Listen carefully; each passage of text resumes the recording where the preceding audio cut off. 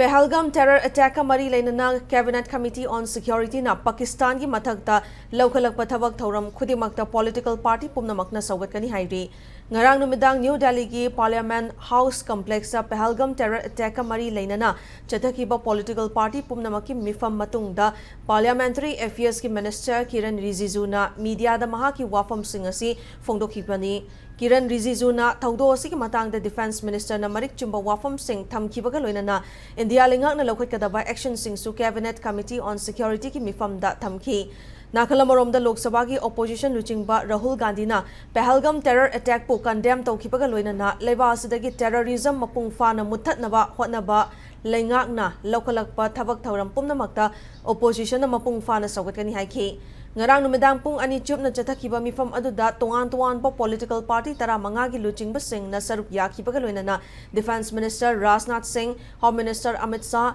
External Affairs Minister Dr. S. Jaishankar, Finance Minister Nirmala Sitharaman, BJP President JP Nadda,